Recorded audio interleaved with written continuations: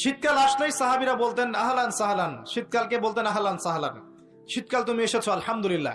এখন রাত্রেবেলা হে কোরআনওয়ালারা তোমরা উঠে যাও এবং কোরআন তেলাওয়াত করতে থাকো, এবং দিনের বেলা তোমরা সওম পালন করতে থাকো আলহামদুলিল্লাহ। তো শীতের রাতটা কাজে লাগাতে পারি না আমরা? রাতের একটা অংশ ঘুমিয়ে যাবেন, শেষ অংশে উঠে তাহাজ্জুদ পড়বেন এবং কোরআন তেলাওয়াত করবেন এবং আল্লাহর কাছে হাত তুলে দোয়া করবেন। ইনশাআল্লাহ শেষ অংশে, রাতের শেষ অংশে আপনি যে দোয়াই করবেন, আপনার রিজিক যদি হালাল হয় ইনশাআল্লাহ কবুল হয়ে যাবে। শীতকালকে কাজে লাগান। আবার দিনটা হয় ছোট, তাই দিনের বেলা আপনি সওম বা রোজা রাখতে পারবেন। আল্লাহ পাক তৌফিক দান করুন।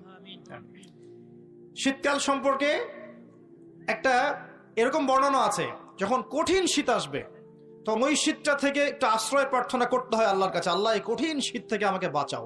কারণ কি জানেন? কারণ হচ্ছে জাহান্নাম বছরে 2টা নিঃশ্বাস ছাড়ে। কয়টা নিঃশ্বাস? একটা নিঃশ্বাস গ্রীষ্মকালে যখন